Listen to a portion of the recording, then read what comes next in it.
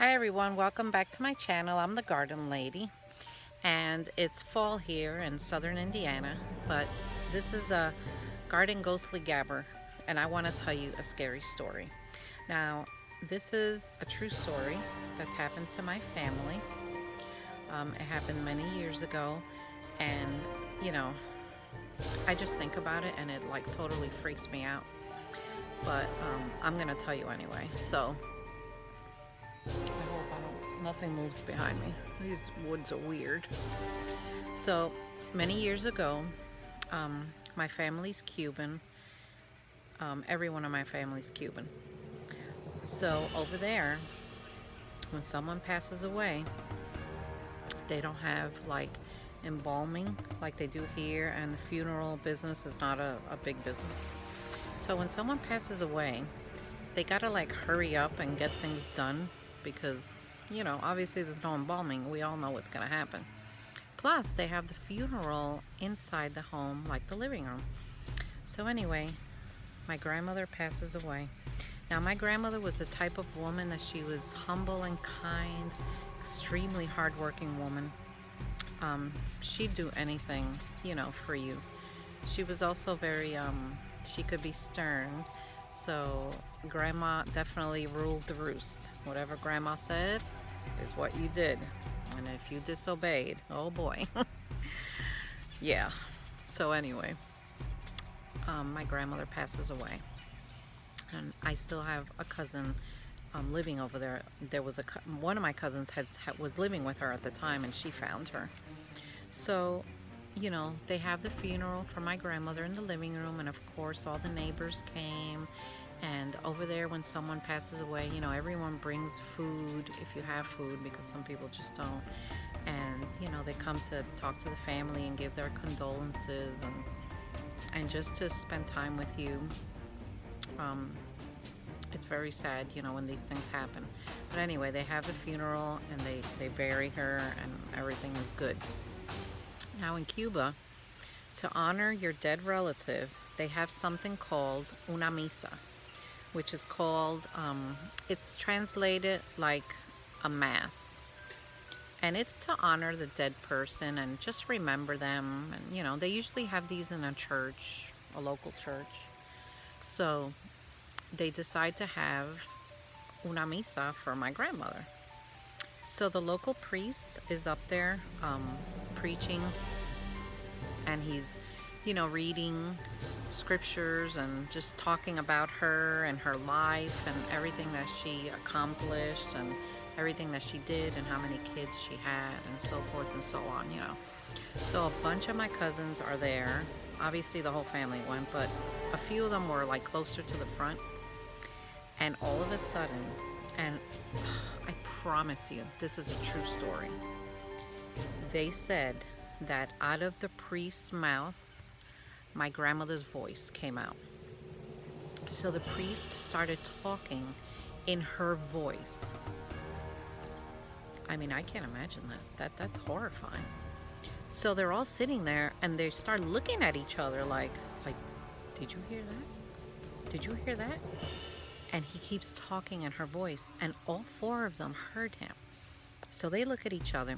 The one that lived with my grandmother, she freaks out. She freaks out. And I don't blame her. She runs out of the church and she's outside like screaming and crying that, oh, I heard her voice through him, and no, the priest is possessed by a demon. And they thought that the priest was possessed by a demon. Now the reason they think that is because Cubans are very superstitious. We just are, we are. We're very superstitious people. And that's a whole nother video about our superstitions. But anyway, they swear that the priest is possessed by a demon because they say that, my grandmother wouldn't come through him, like use him as like a channel, or like a medium. Why would she come through? And it wasn't like she was saying a special message or anything. He was just talking about her and her life, and all of a sudden it's her voice. So naturally they freak out. So they finally get her to calm down.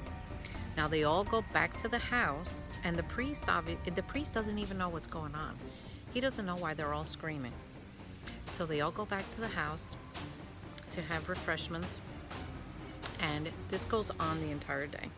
So in Cuba, everyone is kind of like a family. So at like 7 in the morning, you unlock your front door, and neighbors are constantly all day coming in and out of your house. You know, who needs this? Hey, I'm coming to have coffee. Hey, can I borrow this? You know, this is all day. At night, you lock your door.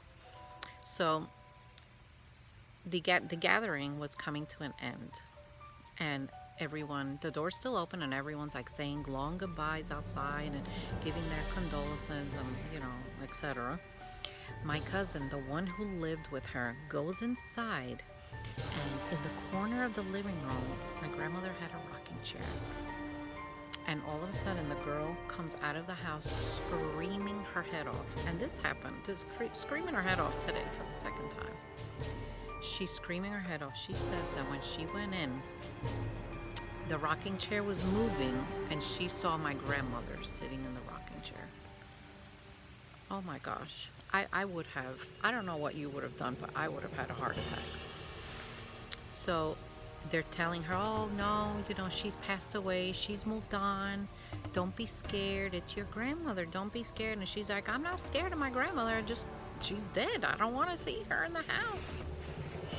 You know, plus that priest is a demon and all this stuff. So anyway, they finally get her to calm down. A few days later, she's in the kitchen cooking.